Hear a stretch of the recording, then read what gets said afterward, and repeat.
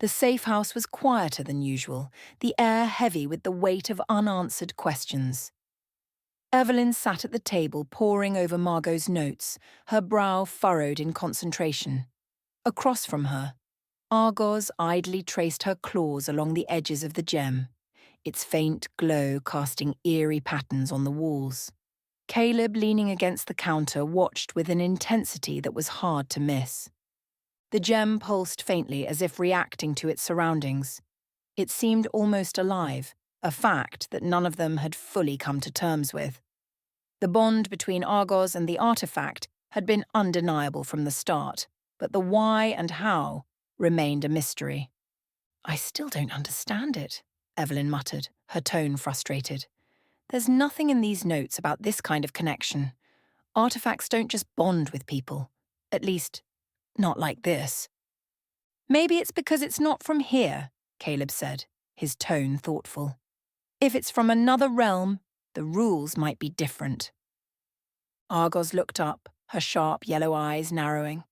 "You're both talking like I'm not sitting right here." "We're just trying to figure this out," Evelyn replied calmly. "It's not personal." "It feels personal," Argoz muttered, her claws tightening around the gem. The faint glow flared slightly, as if responding to her agitation. Caleb straightened, his expression unreadable. "Maybe we're overcomplicating it," he said, moving closer. "Let's test something." Without warning, Caleb reached out and took the gem from Argoz's hands. Her eyes widened, and she instinctively reached for it, but Caleb was already stepping back. "What the hell are you doing?" Argoz snapped, her voice sharp with panic. "Relax," Caleb said, holding the gem up. "I just want to see something." The room seemed to hold its breath as Caleb took another step back, the gem glowing faintly in his hand. At first, nothing happened. Then, the gem's glow dimmed slightly, its light flickering like a dying flame. "Interesting," Evelyn murmured, her eyes narrowing. "It's not as bright. Maybe the bond is weakening the farther it gets from you."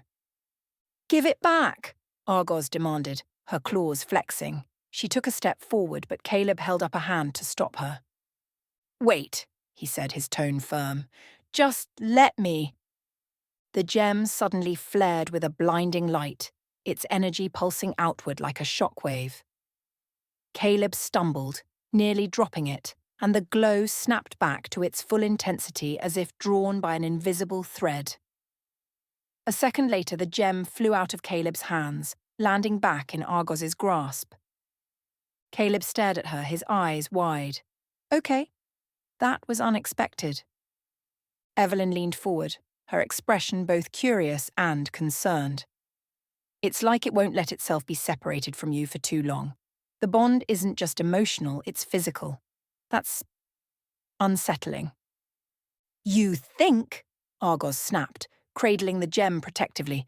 "Maybe don't try that again." "I wasn't trying to hurt you," Caleb said, his tone defensive. "I just thought—" "You didn't think," Argoz interrupted, her voice sharp. "This thing, whatever it is, chose me. I didn't ask for it, and I don't need you messing around with it like it's some toy." Evelyn sighed, pinching the bridge of her nose. "Enough, both of you, this isn't helping." After a tense moment, Evelyn spoke again, her tone more measured. "What we just saw confirms something important. The gem isn't just bonded to you, Argoz. It's dependent on you. It's not just using you as a host. It needs you." Argoz frowned, her claws tightening around the gem. "That doesn't make me feel any better." "I'm not saying it should," Evelyn replied, "but it gives us a clue. Whatever this thing is, it's not just a weapon or an artifact. It's alive, or at least something close to it." Caleb rubbed the back of his neck, his expression conflicted. "If it's alive, does that mean it has wants? Needs?" "Maybe," Evelyn said. "And if that's true, we need to figure out what those are. Fast." Argoz looked down at the gem, its glow softening as if mirroring her mood.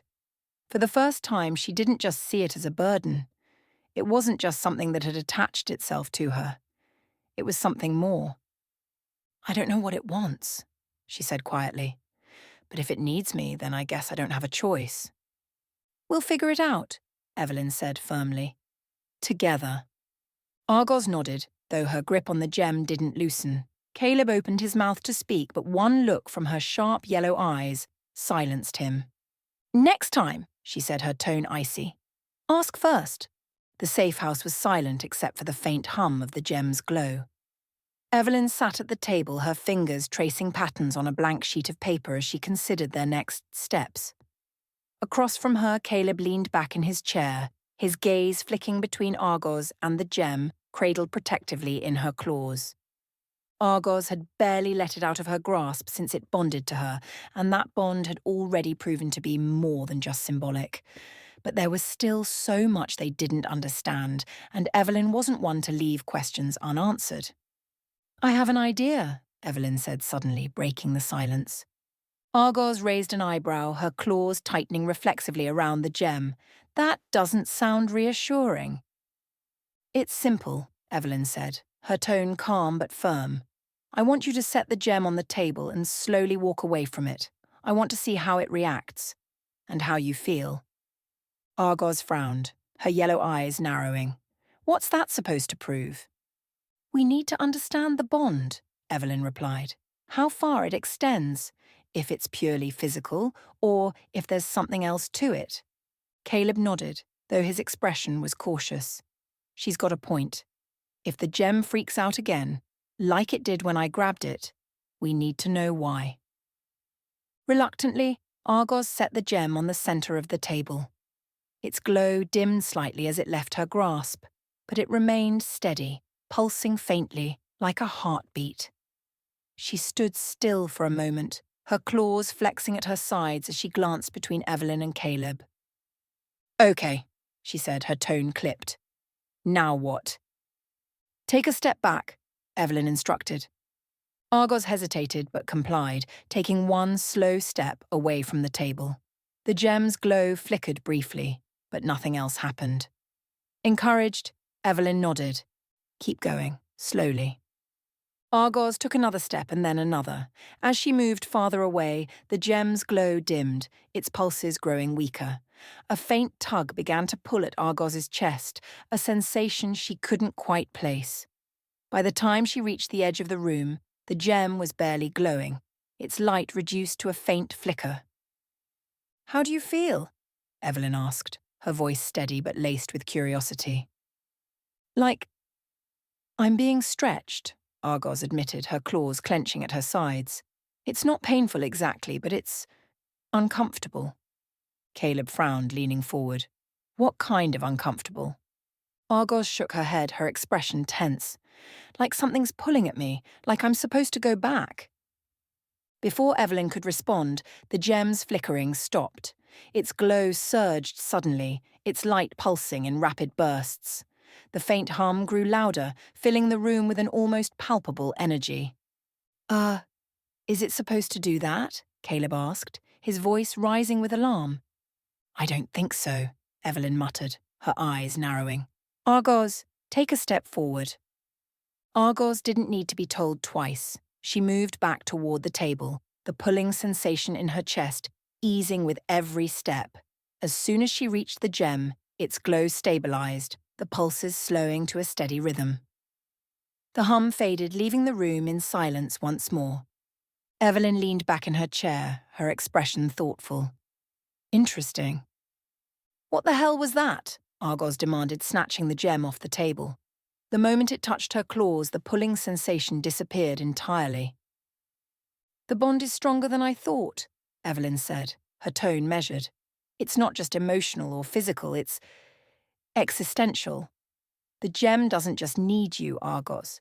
It's tied to you in a way that defies normal logic." "Great," Argoz muttered, holding the gem tightly. "So I'm stuck with it." "It's more than that," Evelyn said, her gaze distant as she considered the implications. "The gem isn't just bonded to you. It's connected to your very essence. Moving too far away from it disrupts that connection, and the gem doesn't like it." Caleb leaned forward, his expression troubled. "So, what happens if someone forces them apart?" Evelyn didn't answer immediately, her eyes dark with concern. I don't know, but I don't think it would end well, for either of them. Argoz looked down at the gem in her hands, its glow steady and reassuring. For the first time, she didn't just see it as a burden. It was a part of her now, whether she liked it or not. And whatever it wanted, whatever it needed, was tied to her in ways she couldn't yet understand. Well, she said finally, her tone dry but laced with a hint of resignation. Guess I'm stuck with you, aren't I? The gem pulsed faintly, as if in response. The Shadow Realm bar was alive with its usual energy, a swirl of whispered negotiations, magical tensions, and quiet laughter blending with the hum of the otherworldly wards. Rose sat in her corner booth, her dark eyes scanning the room. The glowing liquid in her glass mirrored the faint luminescence of the enchanted runes etched into the walls. She twirled the drink absent-mindedly, her thoughts distant yet sharp. Tonight, however, her keen attention sharpened as the door to the bar swung open with a deliberate, ominous creak. The instant Ravina stepped through the doorway, the atmosphere in the bar shifted. Conversations faltered, and every supernatural instinct in the room seemed to buzz with alarm. Her human guise was flawless, but the sheer weight of her aura, a chaotic storm barely restrained, made the air feel electric. Ravina's gaze swept the room like a predator surveying her prey, and the crowd parted without hesitation. The hush deepened as her sharp, cutting smile landed squarely on Rose. Rose's grip on her glass tightened, but her expression remained composed. She leaned back, tilting her head slightly as Ravina approached with unhurried grace. Rose, Ravina drawled, her voice smooth as silk and twice as sharp. The queen of this charming little kingdom. I've been meaning to pay you a visit. Rose's smirk was razor-thin. And here you are, she replied coolly. Uninvited, naturally, though boldness is often mistaken for purpose. Ravina chuckled softly, the sound carrying a dangerous edge. Without waiting for permission, she leaned against the edge of Rose's table, her every movement exuding confidence. Oh, there's purpose, she said lightly. I've been stirring the pot lately. Chaos here, a little destruction there. And I couldn't help but wonder how the queen of this little haven feels about her borders being tested. Rose leaned forward slightly, her smirk sharpening. Tested? That's a generous term for poking a bear. Bold words for someone who walked in here alone. Ravina tilted her head, her smile widening. Alone? Chaos doesn't need an entourage, darling. It's everywhere. Even here. The room seemed to hold its collective breath as the tension between the two women thickened. Ravina's gaze flicked to Rose's wrist where the faint glint of the magic-dampening bracelet caught the light. Her smile turned mocking. Speaking of here, Ravina murmured, her tone low and conspiratorial. How's your little accessory treating you? Alfium made, isn't it? I imagine wearing it comes with a cost. Rose's smirk faltered, but only for the briefest moment. Careful, Ravina, she said softly, her voice laced with warning. Pushing your luck is fun until the ground crumbles beneath you. Ravina leaned in slightly, her eyes gleaming with wicked amusement. Oh, darling, I don't push. I unravel. The bar seemed to shiver with the tension as Rose slowly stood, her movements deliberate and menacing. The faint hum of restrained magic crackled around her as she placed her hands on the table, leaning forward to meet Ravina's gaze. You think you're chaos incarnate? Rose said, her voice low and icy. Let me make one thing clear. You're not the first to walk into my domain thinking you can shake things up, and you won't be the last to regret it. Ravina's laugh was rich and taunting, cutting through the heavy air. She rose gracefully, brushing imaginary dust from her coat. Regret? Where's the fun in that? Don't worry. I'm not here to fight. Not yet. Her gaze swept the room one last time, landing on Rose with a glint of defiance. But chaos has a way of finding its way in, doesn't it? Enjoy your little kingdom while it lasts. With a final mocking smile, Ravina turned and strolled out of the bar, leaving a stunned silence in her wake. As the door swung shut, the hum of conversations resumed, though quieter and more hesitant than before. Rose remained standing, her dark eyes fixed on the door. Slowly she sat back down, her smirk fading as she traced the rim of her glass with one finger. "Silas," she said quietly. The bar manager appeared at her side almost instantly, his expression cautious. "What now?" Rose's smirk returned, though it didn't reach her eyes. "She wants chaos? Fine, let her have it. But I want her to learn whose kingdom this really is." Silas nodded, his dark gaze thoughtful. "You sure about this? She's not someone to underestimate." "Neither am I," Rose replied, her tone sharp. "Find out everything you can about her, who she is, what she's planning, and why she's so eager to test me." Silas hesitated for a moment before inclining his head. "Consider it done." As Silas disappeared into the shadows, Rose leaned back, her fingers brushing the bracelet on her wrist. The faint hum of its magic was a reminder of her own limitations, but also of the power she still wielded. "Let's see who unravels who," she murmured to herself, her dark eyes glittering with determination. The Shadow Realm bar had regained its usual rhythm after Ravina's dramatic exit, but Rose wasn't fooled. The undercurrent of unease among the patrons was palpable. Whispers about the chaos Ravina represented rippled through the room like wildfire. Even her most loyal informants seemed unsettled.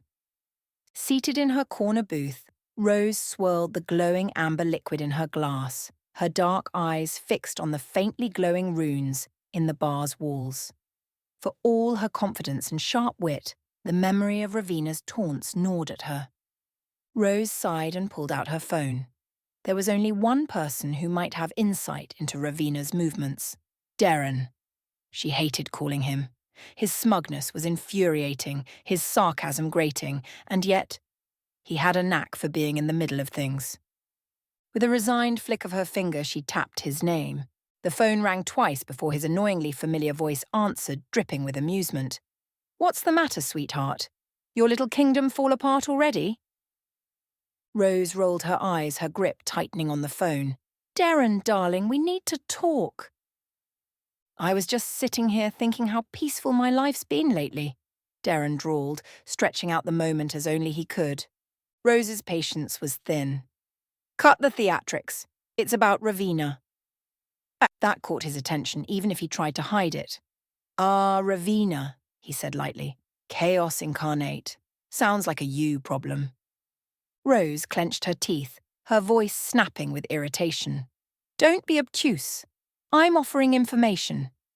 "Are you?" Derren replied, his tone maddeningly casual. "And here I thought you just wanted an excuse to hear my voice." "Derren—" "Sorry," he interrupted, the grin evident in his voice. "Can't hear you over all the grovelling. Look, I'd love to chat, but I'm busy. Tell Ravina I said hi." Before Rose could respond, the line went dead. She stared at the phone, a mix of fury and reluctant admiration bubbling to the surface. He had nerve. She'd give him that. Rose inhaled deeply and dialed again, her temper simmering. When Derren picked up this time, his tone was as insufferable as ever. "Rose, you called back. I knew you couldn't quit me." "You're impossible," Rose hissed. "Fine, neutral ground. You pick the place." Derren, ever the showman, dragged out his response just long enough to test her patience further. "There's a park on the edge of town," he said finally. "Big fountain, lots of benches, plenty of witnesses. You know the one?" "Fine," Rose snapped. "Half an hour." She hung up before he could reply, her mind already spinning. This wasn't just about Ravina. If she wanted to track the pack's movements, now was the time to set the plan in motion. The park was bathed in the golden light of late afternoon, the long shadows stretching across the paths. Rose arrived precisely on time, her sleek black coat swishing around her legs as she moved with purpose. Her sharp eyes catalogued every detail: the exits, the sparse crowd, and of course, Derren, lounging near the fountain like he hadn't a care in the world. Thunderstrike rested against his shoulder and Rose's lip curled faintly. She hated that weapon, not because it was dangerous, but because it embodied Derren's straightforwardness. He was infuriatingly predictable, and yet somehow it worked for him. "You came armed," Rose said as she approached, her voice laced with sarcasm. "Should I be flattered or insulted?" Derren's grin widened as he stood, his casual demeanour unshaken. "Take your pick. Figured I'd play it safe. You're unpredictable. Half the charm, half the danger." Rose rolled her eyes, brushing past him to sit on the bench. "Let's skip the charm and get to the point." Derren sat beside her, his smirk fading slightly. "All right, Rose. No games. What's this really about?" Rose hesitated, her fingers brushing the bracelet on her wrist. For all her cunning, she hated showing vulnerability, and Derren had a way of prying it out of her. "It's Ravina," she said finally, her voice quieter than usual. "She's testing boundaries. Mine, yours, everyone's. She's after something bigger, and I don't know what it is." Derren studied her for a moment, his smirk returning faintly. "Not knowing, that's what's got you rattled." Rose's gaze snapped to his, her eyes narrowing. "You don't get it. She's chaos personified. She doesn't just fight, she dismantles. She doesn't have rules, Derren. That makes her dangerous." "And so are you," he said simply. "So why call me? What do you really want?" For a moment, Rose's mask slipped. She looked at him, truly looked at him. And for the first time, she considered telling him everything. But then she remembered the bracelet on her wrist, the power it suppressed, and the price of letting her guard down. "You think I'm going to trust you?" she asked, her tone cutting. "Hand over everything I've built so you can play the hero?" "No," Derren replied, his voice steady. "But I think you could use an ally who doesn't want to stab you in the back the second you turn around." The silence between them was heavy. Finally, Rose let out a soft, humorless laugh. "You're annoyingly persistent." "It's one of my better qualities," Derren said with a grin. Rose shook her head, her smirk returning but weaker than before. "Fine. No games, as you said. I'll tell you what I know about Ravina. But after this, we're even. Got it?" "Deal," Derren replied. As Rose began to explain, her fingers brushed the tiny tracker she'd slipped into her coat pocket earlier. When the moment was right, she'd plant it on him. Just another small step in staying ahead of the chaos. Rose watched Derren walk away from the fountain, his stride relaxed but purposeful. Thunderstrikes slung casually over his shoulder. She waited a beat before moving, her sharp gaze tracking his every step. The faint smirk on her lips belied the calculating thoughts running through her mind. Her fingers brushed the small, innocuous tracker hidden in her pocket. Silas had provided it just hours earlier, his warnings about playing with fire still echoing in her ears. Rose didn't care. Fire was her playground, and if she couldn't outmaneuver someone like Ravina alone, she'd use every tool at her disposal, even one as insufferable as Derren. She stepped lightly, her heels clicking softly on the pavement as she caught up to him. Her pace was measured, deliberate, each step calculated to close the distance just enough without drawing suspicion. "Derren!" she called out, her voice smooth and sharp. He stopped, half turning with an arched brow. "Change your mind about being helpful already?" Rose ignored the jab, her smirk unwavering as she approached. "Just one more thing before you go gallivanting off into your next disaster." Derren's grin widened as he shifted Thunderstrike against his shoulder. "Oh, please, enlighten me." She stopped just short of him, leaning in slightly as her eyes locked onto his. "You're going to need more than that oversized shotgun if you plan on keeping up with me, darling." "Thunderstrike's not for keeping up," Derren replied, his tone light but his posture subtly guarded. "It's for keeping idiots in line."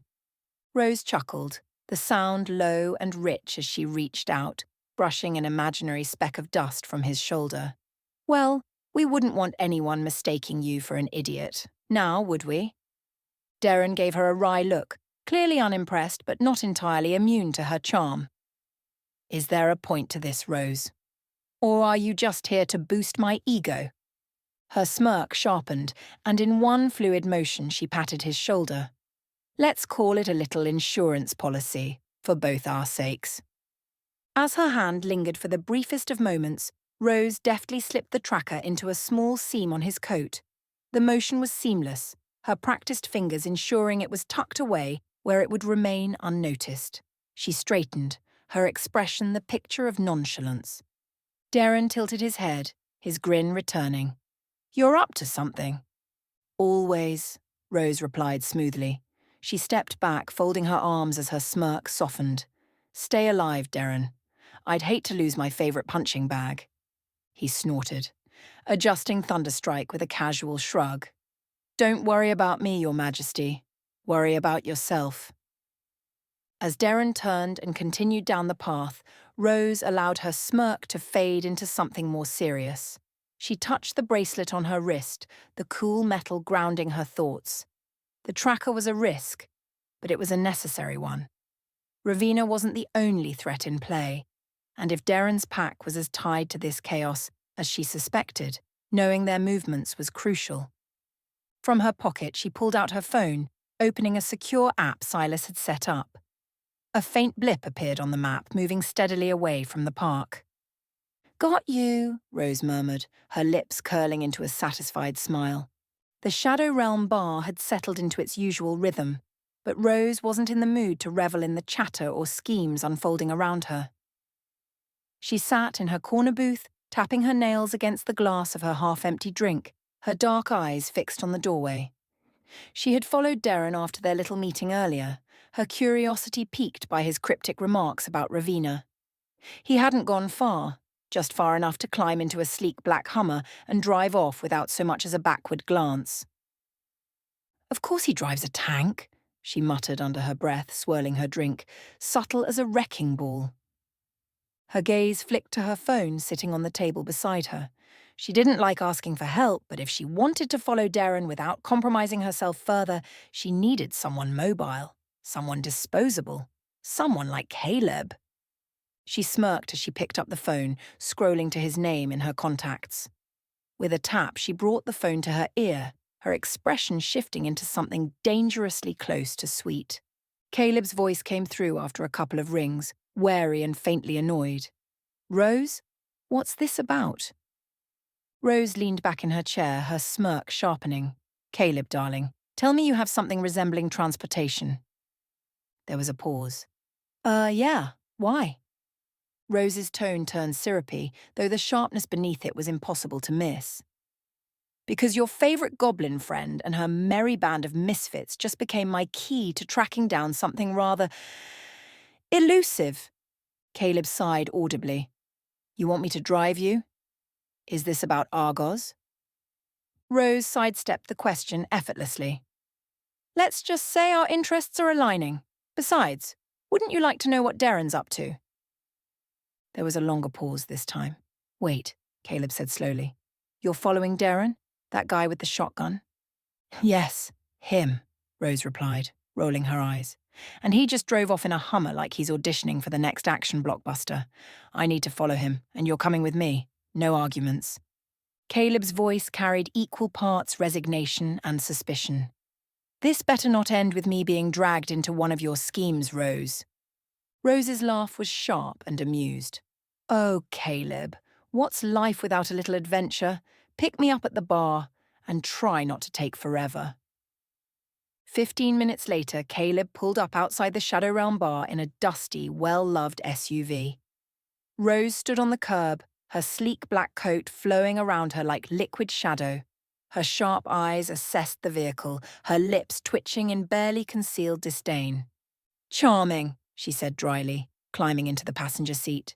It suits you. Caleb smirked, adjusting the rearview mirror as she settled in. Don't knock it. It gets the job done. Rose crossed her legs gracefully, her smirk returning. I'll believe that when we catch up to him.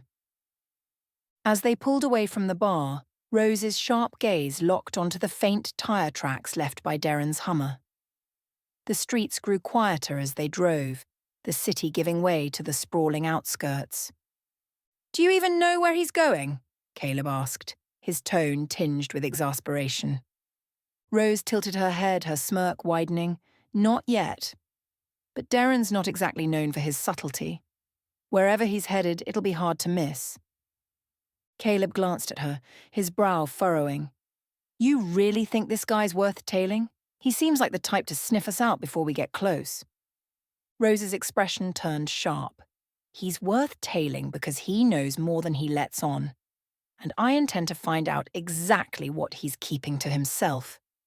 The tension in the car was thick as they continued down the winding road. Rose's gaze flicked to the glowing bracelet on her wrist, a constant reminder of the stakes. If Derren had answers about Ravina, or the drug spreading through the supernatural world, she needed them. And she wasn't above using Caleb to get what she wanted. Caleb tightened his grip on the wheel, his expression unreadable. This better not blow up in our faces, Rose chuckled, leaning back in her seat. Oh, Caleb, where's the fun in playing it safe? All right, you've made it this far. That means either you like what you're seeing, or you're lost. Either way, no harm in sticking around, right? Go on, hit that subscribe button, join the team, and while you're at it, hit like, because, let's be honest, you're already invested. And the bell? That's for you if you don't want to miss any of the action. You wouldn't want me to come find you. See you soon, and remember, once you're in, you're family.